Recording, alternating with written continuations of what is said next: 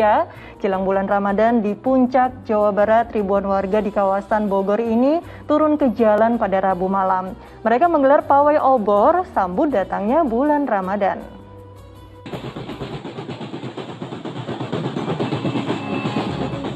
Pukulan kelompok musik atau biasa disebut drum band diiringi selawatan mewarnai kegiatan pawai obor di kawasan wisata Puncak Bogor Rabu malam. Kegiatan ini dilakukan warga usai 2 tahun tidak bisa menggelar pawai jelang Ramadan. Terlebih sesuai tradisi menyambut datangnya bulan suci Ramadan, kegiatan pawai obor ini sudah menjadi agenda rutin. Iring-iringan obor yang dibawa ribuan warga mengular hingga 5 km di jalur utama Jalan Raya Puncak Bogor.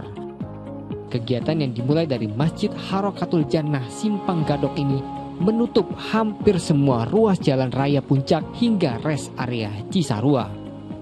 Namun pada Kamis pagi kondisi arus kendaraan telah normal kembali. Asep Solihin melaporkan dari Bogor, Jawa Barat.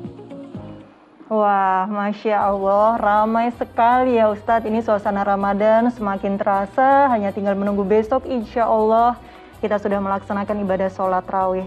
Ustadz Arifin, pawai obor adalah salah satu ekspresi kegembiraan masyarakat nih menyambut bulan Ramadan. Kalau baginda Nabi Muhammad sendiri nih Ustadz, bagaimana luapan ekspresi Rasulullah saat menyambut Ramadan? Begini, Rasulullah itu kan memang manusia yang luar biasa ya, manusia biasa tapi juga sekaligus luar biasa. Luar biasanya artinya beliau selalu menitik beratkan segala ucapan dan tindakannya itu untuk orientasi akhirat. Sehingga pada saat beliau bergembira, yang keluar dari mulut beliau adalah tasbih, takbir, tahmid gitu ya. Kemudian yang beliau lakukan adalah bersedekah atau menambah perbuatan baik dan seterusnya. Nah, kalau kita lihat, kita baca hadis-hadis Nabi yang terkait bagaimana beliau menyambut Ramadan, itu ya memang semacam ini ya, kegiatan seperti pawai obor dan seterusnya tidak ada. Tetapi yang beliau lakukan adalah justru meluapkan rasa syukur karena sebentar lagi akan tiba Ramadan. Yaitu dengan cara apa? Memperbanyak perbuatan baik, memperbanyak ibadah. Dan ada riwayat hadis yang menyebutkan beliau di bulan Sya'ban itu puasanya mirip dengan puasa Ramadan, artinya hampir sebulan penuh. Padahal pada bulan-bulan yang lain beliau puasanya tidak sebanyak pada bulan Sya'ban. Jadi begitu menyambut Ramadan ya dengan memperbanyak syukur. Nah, syukur beliau itu beliau wujudkan dalam bentuk memperbanyak puasa sunnah pada bulan Sya'ban. Begitu juga dengan perbuatan-perbuatan baik yang lainnya gitu. Tetapi walaupun begitu, ada juga ulama yang mengatakan kegiatan semacam pawai seperti ini selama tidak dikhawatirkan menimbulkan mudarat dan selama tidak ada maksiat dalam kegiatan-kegiatan itu juga bisa dianggap sebagai wujud ekspresi kita menyambut Ramadan. Dan memang macam-macam budaya negara-negara Muslim ya. Di Timur Tengah itu bahkan mereka beberapa hari atau seminggu sebelum Ramadan itu menyalakan lampu listriknya sehingga jalan-jalan gang-gang yang sempit, lorong-lorong di perkampungan itu menjadi terang benderang. Itu sejak sebelum Ramadan gitu. Nah, itu juga kan tidak ada juga pada zaman Nabi. Nabi tidak begitu, tetapi itu dianggap benar karena niat si pelaku yang memasang lampu listrik sedemikian terangnya itu juga saya gembira menyambut Ramadan gitu. Nah, wujud kegembiraannya itu dengan cara yang seperti itu. Saya kira dua-duanya itu bisa dibenarkan, dan kalau kita secara pribadi ingin mengikuti jejak Rasul, ya kita perbanyak puasa sunnah, kita perbanyak amalan-amalan sunnah, termasuk sedekah kepada fakir miskin sebelum masuk ke Ramadan. Itu juga penting. Itu saya kira yang bisa kita temukan di dalam hadis dan praktek Nabi menyangkut bagaimana beliau menyambut bulan Ramadan. Mbak Nurul. Masya Allah, luar biasa sekali ya Rasul ini. Ustadz, bagaimana kalau ada yang mengatakan kita pawai obor tapi sambil bersolawat juga seperti yang dilakukan oleh warga yang ada di Puncak Bogor ini? Sangat bagus. Jadi kita pawai, kemudian kita tidak berhenti melantunkan takbir, tahmid, ya, tahlil dan sholawat kepada Rasul Sallallahu Alaihi Wasallam. Itu bagus karena memang kita artinya memadukan antara budaya lokal kita dengan agama atau ajaran-ajaran agama Islam. Tapi memang begini juga, disinilah diperlukan kearifan ya. tadi saya lihat ada pawai yang sedemikian panjang sampai 5 kilometer dan bahkan sempat menutup ya, hampir menutup akses jalan gitu ya. Nah itu jika sebisa mungkin itu dihindari, saya kira itu akan menjadi lebih baik ya, karena pengguna jalan tidak cuma kita gitu. Kalau nanti ada orang yang sebetulnya di dalam kendaraan yang di jalan menuju itu sedang menuju rumah sakit, atau ada orang tua yang memang sudah lelah harus segera istirahat di rumah, itu juga harus kita pertimbangkan. Sehingga apabila umpamanya terjadi ada seorang pengendara yang memohon minta diberikan jalan dengan cara membunyikan klaksonnya itu, ya kita juga jangan kemudian terpancing emosi. Ini melawan syariah, ini kan syiar kita. Syiar kita kok dia ya nggak bisa juga begitu, karena keadaan orang yang di dalam kendaraan itu kan bisa macam-macam. Saya kira saling terbuka dan saling saling berprasangka baiklah kepada orang lain, dan itu memang karena sudah menjadi bagian dari budaya kita ya, kita juga tidak bisa melepaskan begitu saja, mengatakan itu haram begitu saja, tetapi tetap perlu dipertimbangkan bahwa jalan itu juga milik bersama gitu. Kita beri hak orang lain juga untuk menggunakan jalan itu, jangan sampai membuat kemacetan. Nah, mengisi pawai itu dengan sholawat dan sebagainya yang baik-baik, takbir, tahmid dan seterusnya, tasbih, itu bahkan memang dianjurkan, bagus lah, bukan dianjurkan, artinya bagus karena kita mengisi, melantunkan ucapan-ucapan yang baik dalam kegiatan-kegiatan budaya kita. Itu saya kira Mbak Nurul. Boleh saja euforia, tapi tetap memikirkan kepentingan orang lain, begitu ya Ustadz?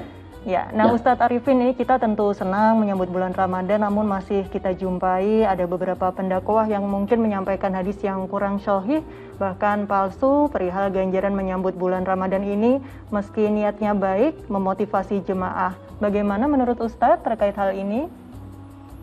Ya, kita memang para ustadz ya, rekan-rekan, kita sebelum menyampaikan hadis-hadis kepada masyarakat, memang perlu kita ketahui dulu ya derajat hadis itu. Bahwa ada ulama yang mengatakan hadis dhaif itu bisa kita gunakan untuk fadhailul a'mal, amalan-amalan sunnah itu iya. Tetapi ada juga yang berpendapat bahwa kalau memang nilainya sudah dhaif, ya sebaiknya tidak usah digunakan. Mengapa? Karena sabda Rasul itu kan wahyu, gitu ya. Karena Rasul tidak akan bicara kecuali menyampaikan wahyu dari Allah. Nah, kemudian kalau wahyu derajatnya itu sudah dhaif, ya sebaiknya tidak usah digunakan, begitu. Nah, saya kira memang ini diharapkan betul dari para ustadz yang berhadapan langsung dengan masyarakat untuk melakukan cek berkali-kali terhadap hadis-hadis yang ingin disampaikan. Nah, jika itu untuk atau berkaitan dengan fadhailul a'mal itu umpamanya anjuran-anjuran untuk berbuat baik lah ya, itu masih dibolehkan. Tetapi tetap harus dilakukan dengan narasi yang baik, atau juga harus kita timbang-timbang dengan akal juga.